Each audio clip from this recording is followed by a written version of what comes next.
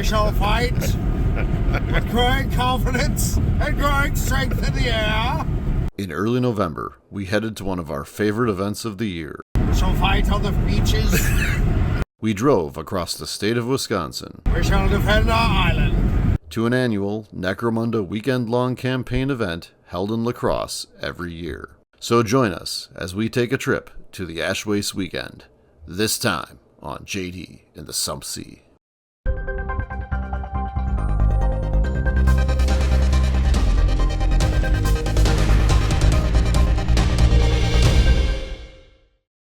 Welcome back to JD in the Sump Sea. I'm Jay, and today's video is about our trip to the Ash Waste weekend. It's an annual Necromunda event that we've attended for each of the 3 years that it's been happening. And if Necromunda event coverage, Necromunda hobbying, Necromunda painting, gang building, and campaign running are your cup of tea, then make sure that you bust out that Warhammer and smash that like button and smash that subscribe button. And don't forget to hit that bell icon so you don't miss any of our videos. We really appreciate all of you watching our videos. We can't wait to continue making new hobby videos in the future. I hope you enjoyed this video and that you're all having a great holiday season. I'll see you all next year, and now, on to the video. This is year 3 of the annual Ash Waste weekend put on by my longtime friend Joe. Joe's the creator of this event and has been the organizer since its inception. On our way, we stopped for breakfast at the Pine Cone restaurant, and if you're ever in southeast Wisconsin, I recommend you give it a try. It's the second year in a row Dale and I have stopped there on this trip. We always drive past this golf driving range, and when it was being built, we really had no idea what it was. Dale suggested it could have been used to catch butterflies, but it's obvious what it is now. On our way to La Crosse, we had to drive through Wisconsin Dells, which is a family-focused vacation city in the middle of Wisconsin. They have water parks, museums, ski hills, food, and arcades, among other things. It's a great vacation spot for winter or summer. Wisconsin is a surprisingly diverse state in many ways. This is Sparta! Bicycle capital of the world. What? I don't know. After several hours, we reached our destination, La Crosse. La Crosse is located on the eastern side of the Mississippi River, and right across the river is the state of Minnesota. The event this year was at the Radisson, the same venue as the last 2 years. It's fairly affordable and the rooms are nice.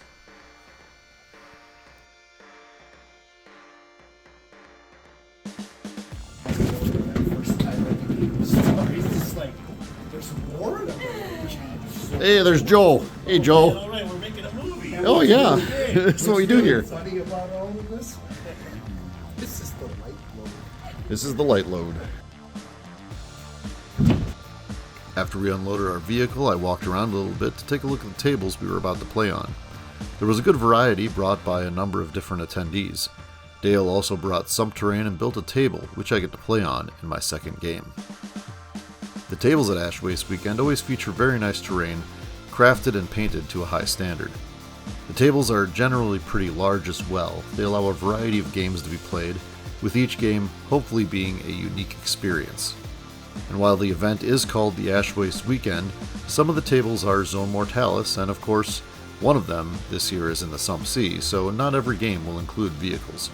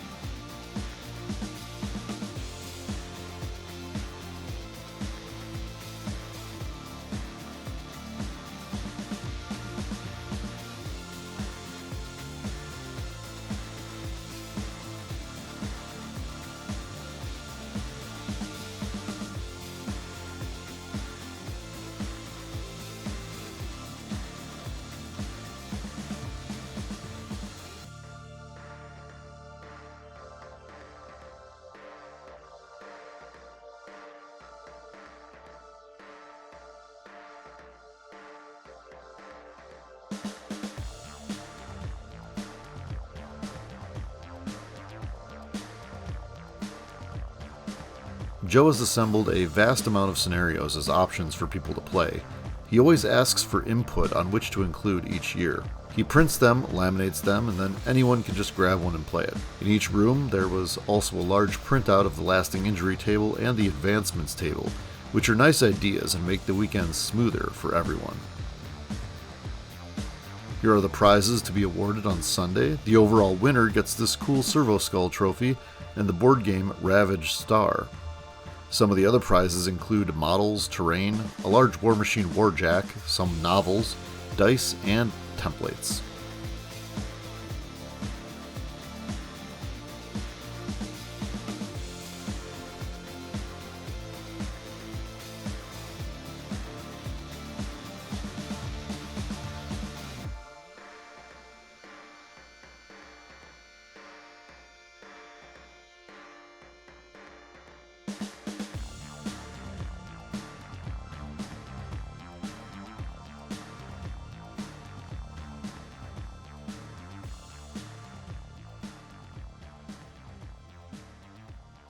Welcome everybody.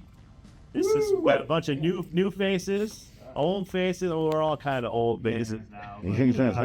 First words are going to be, remember, this is really not a tournament.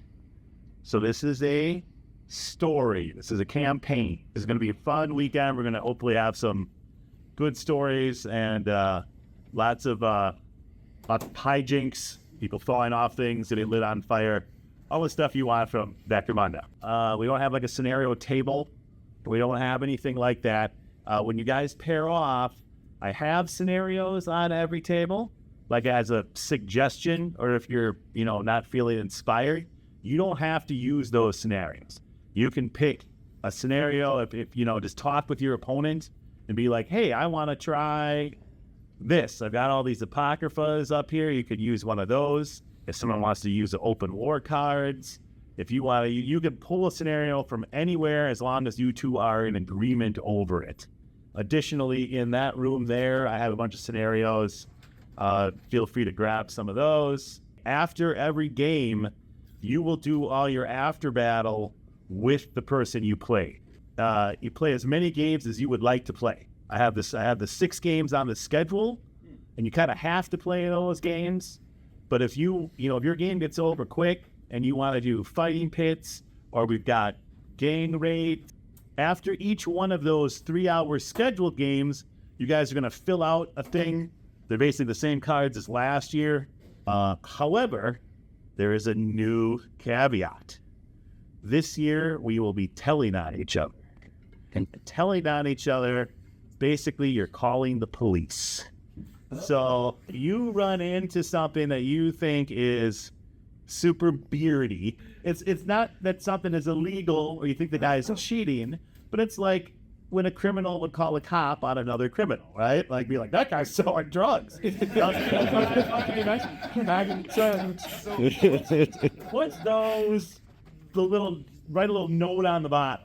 What we're gonna do is, because I want to play this year too, people that are like really running away with it or have won like 3 games in a row, or they have gotten cops called on them a lot, they might face a game where it's like a 2-on-1 because so that the enforcers are going to be used as a little bit of an arbitrator tool. Number one, I want to thank you guys for being patient.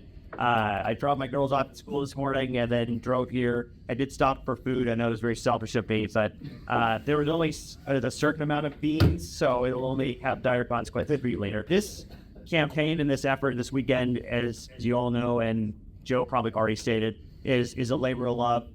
Joe spearheaded this thing a couple years ago. We started some conversations at Adepticon, and it's grown into this fantastic group. And I somehow stuck my nose into, campaign stuff and story stuff. And while I was hanging out in an airport, I remember talking to Joe on the phone. I was like, I got this idea because the campaign approach with territories and the Dominion campaign, it's kind of hard to try to finagle in a single weekend and coordinate amongst 20 people with, 15-minute breaks. So the part that always drew me to Necromunda was this idea that Jews have this ability to rise. And going back to like old school Necromunda, like the not having to double pay experience stuff, they live hard, they die hard. But that part of the story element, I think everyone has some crazy cool story of their own that the dice help them tell around this Jew achieving greatness or somehow becoming a champion. So this idea of the comedy of errors was really born out of that. So the idea here is that all of us have heirs. We have a new up-and-comer in our gang that is somehow, somewhen, sometime going to take over. We don't know if that's going to be, in a ball of fiery glory, in a jar of formaldehyde, or victoriously standing over the Orlocks that are of the Ultramarines Necromunda. But in some way, shape, or form, there is going to be some great progression here and a great story to tell. So what we're trying to achieve and what I was trying to put together with this campaign was really just this idea that you have this person, they're going to get better, they're going to get better faster, they're going to get shot at a lot, which is why you have these crazy bodyguards that are in a box next door. And at the end of the day, someone's going to rise to the top. Someone's going to take over a new gang. And then because of the legacy that Ash Waste Weekend brings, we want to tell stories. And then at some point, as the legacy of year on year goes on, there's that little footnote in the packet that if someone is really infatuated, whether it's vengeful in nature or lustful in nature or whatever it happens to be, and someone else's heir is like the coolest thing since sliced bread, have a conversation. Maybe that's your gang leader for next year when you come back to Ash Waste Weekend 4. So again, some idea to build some story, have some fun, and have some really freaky rules that are probably going to get broken by game 3. So anyway, that's kind of my story on the campaign. I will go grab the bodyguards for folks, which were generously supplied by Joe, and I put some paint on them. They're not perfect. They're definitely playable. They're absolutely tabletop minimum and then some, but they're not the paragon of painting. They're not going to win any golden demons. But that's really all I've got to say. Does anyone have questions about the campaign? My first game was the Fuel Hunt scenario. And I got to play my good friend Peter, who I only get to see once or twice a year at events like this. He was playing an outcast gang, and I suggested this scenario because I really like how it's all about grabbing objectives and earning money, but it's not about killing the opponent. The game ends when all the fuel barrels have been searched. As the first game in a campaign that doesn't include a steady source of income like a Dominion campaign, this is a great way to start things off and earn some credits. We had a really fun game. In the end, Peter pulled off the win.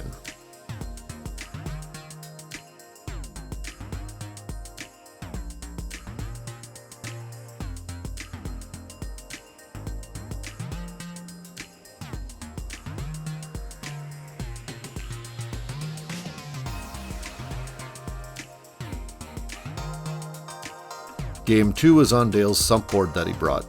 I got to play John, who usually runs Necromunda events at Adepticon, and the scenario we played was a modified version of an Apocrypha mission that he had to escape through the hatch in the ceiling, which we determined to be on the top of the highest platform on the table.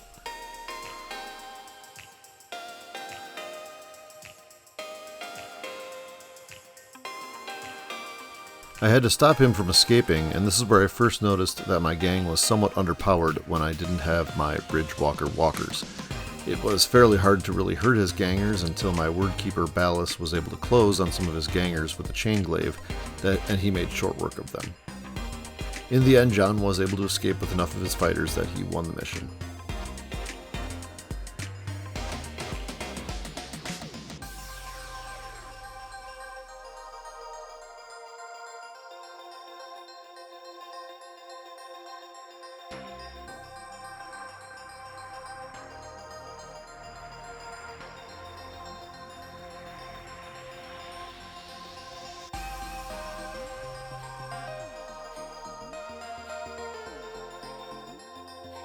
Somebody throws a Diet Coke at you. Late into Friday night, people went to the pit and had pit fights, wagering credits from their gang's stash on the outcomes of the fights. And this is strength 5 attack. Those are threes. Jacob and I stayed out of the fracas, but we were in the same room, and we decided that it was better use of our time to do some painting. He was able to add more details onto his vehicles, and I actually painted up a small tracked custom vehicle that I had made from scratch. Saturday was the big day with 3 games per person. The first game was a big 2 versus 2 game. I teamed up with Hank and I played Conan and John. It was kind of funny to me seeing all the weapons of war gear that all the other 3 gangs had on their fighters. They had obviously done better than I had in their first games and were able to upgrade their fighters a lot. My philosophy is to always keep anyone in my gang who is not a leader or champion at a very low level of gear and weapons. Give them 1 or 2 weapons at no armor to start the campaign, and then just buy new fighters if those die. I was able to show in this game how good Ridgewalkers with crack lances, but not any other weapons or armor, were. I also got to show off the brutality of a word keeper with a chain glaive again. Ballast was very effective in this campaign. Hank and I ended up winning this one. I played Joe's Enforcers in the second game on Saturday on the big mining table. We played the breakdown mission and I was the one with the broken down vehicle. I wasn't able to accomplish much besides Ballast scaring the crap out of Joe's vehicle crew after he nearly cleaved the vehicle in twain with his chain glaive. Joe ended up winning that game, but it's always fun playing Joe, and we hadn't actually played a game in several years.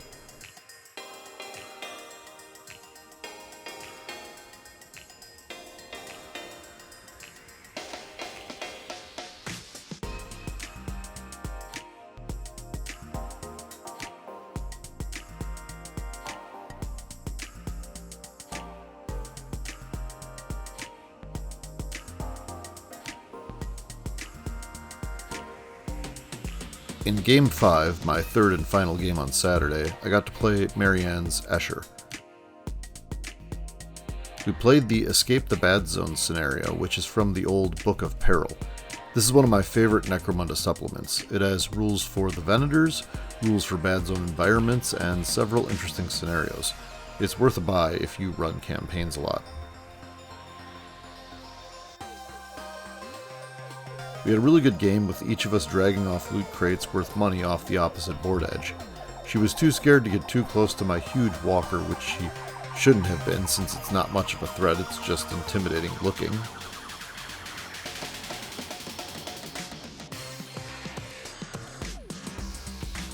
Her gang was really cool, especially with that giant bodyguard model and the amazing bikes, but I ended up winning, but just barely.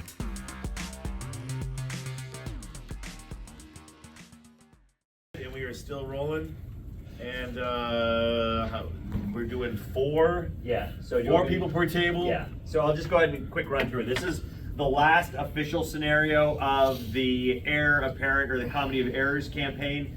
The way this is set up, every table basically becomes a King of the Hill scenario.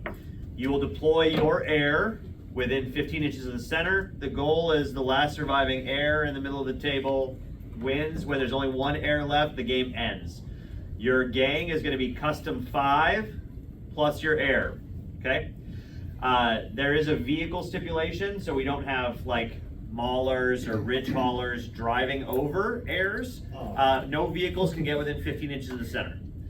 So if you want to drive around the outside and like blow up all the spectators, go for it. And if spectators want to shoot at heirs, go for it. It doesn't have to be just heir on heir action, okay? But otherwise, the goal here is to have 1 heir from each of the tables, and then we'll have the Juve Off after that to see who the ultimate Heir Ascendant is. You're not filling out a half sheet after this game. Yeah. So take your half sheet and on the back write the fun. We're looking for fun here. So the best game you had that you won, and the best game you had that you lost, right? So just put the person's name down. That's how we're going to determine player choice, right? Because as I said, if some of you were here, you know, it's always kind of fun when you win, but when you get your ass kicked and you still have a fun time, that's indicative of a good game and a good player and a good opponent. Sunday's Game 6 finale was a 4-player game where I played Brad's Van Saar, Jason's Orlox, and John's Escher again. The basic gist of the mission was that our heirs and their bodyguards started near the center of the board to fight it out while the rest of their gangs looked on. Well, my heir went out fairly quickly, and even though I used the Divine Avatar card, the rest of my gang was just sitting on the giant walker watching. And when my heir went out of action, they just decided to leave. They voluntarily battled and left. Jason's Orlocks ended up winning, and his heir went on to the final gang.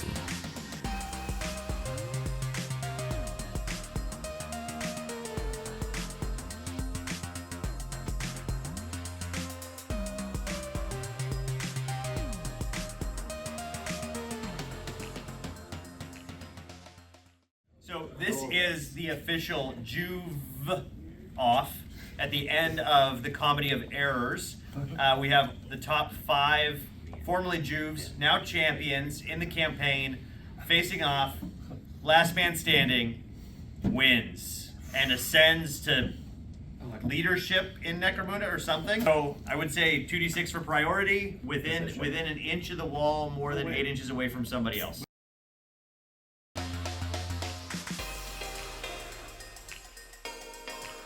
Caddyshack's over there. These guys? Yeah, Caddyshack with his bodyguard. We have Devarius Stormborn and Shai-Halud. I've got Kortok Tran, Viper Maybe of you'll the claim Abyss, your own bounty. and Meat Shield, affectionately known as Meat. So that is Ingots. He's earned the new name The Forged. Nice. So This is Uriah, the 13th son of Dawn. If you stand in the very middle, you can charge anyone. It's what he would do.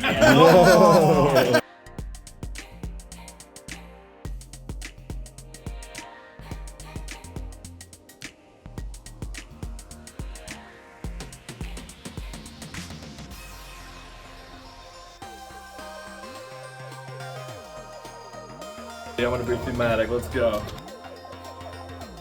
And go the Stimmer Ingots the Forged did. He charged right into the Dalak Cortex Tran, and even with the help of the bodyguard Meat, the Dalak died swiftly.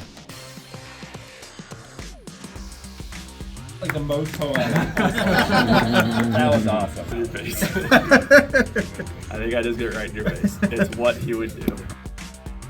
The Stimmer then charged into Devarius Stormborn and the Shai-Halud, but failed to hurt him. Then Caddyshax charged Uriah's bodyguard, killing him. And Uriah the 13th, son of Dawn, climbs up a ladder, trying desperately to escape.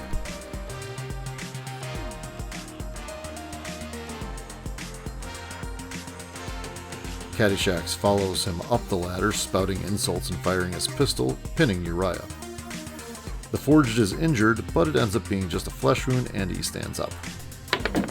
It's just a fall.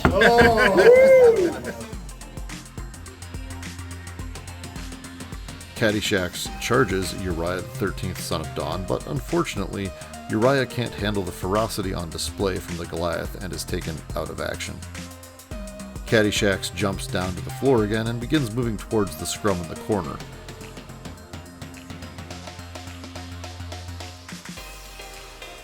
He and his bodyguard then charge the Forged, taking him out.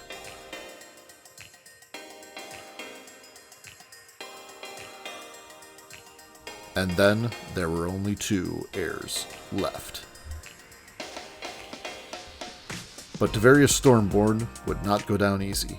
He escaped the combat and climbed desperately up to the balcony to try to escape the now frothing at the mouth Goliath. Caddyshax and his bodyguard followed Devarius Stormborn up the ladder up onto the balcony, and a desperate pursuit would ensue along that balcony over the next several turns, neither heir gaining the upper hand.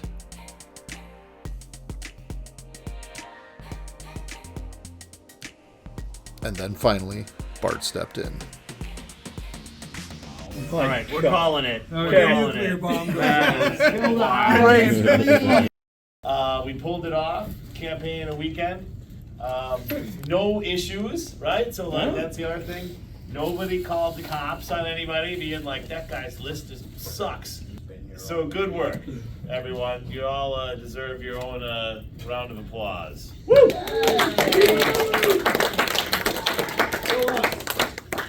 I know you just had to know who was the heir that won it all, and we're giving, when we called that, we're giving it to Andy. Yeah. So Andy, what was the name of the Juve? Canmore, Shackleton, or Caddyshack. Top heir gets a certificate to Adepticon. We'll do hobby awards first. Okay, all right. So the best gang went to Jeff. Yes. So Jeff, you can go and. But don't take that. Okay. All right. Best vehicle goes to Jay. Best mount goes to Jacob.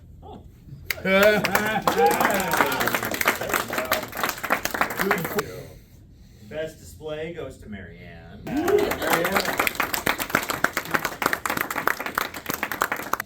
So, and the best brute from a score went to me. The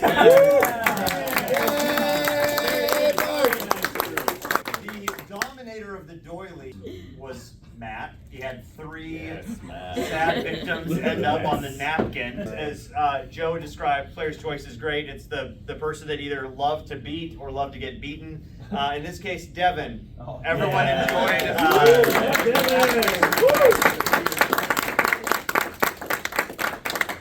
You got Orlocks or terrain? I'll take some more lines. There you go. Best overall, and that is going to go to Jason. So.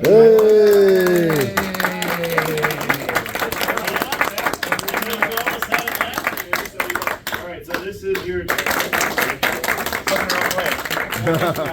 Tons of fun. Thanks for taking me and the crazy weird campaign. And we'll come up with something else fun for Ash Waste weekend. Yeah. Thank you, Bart.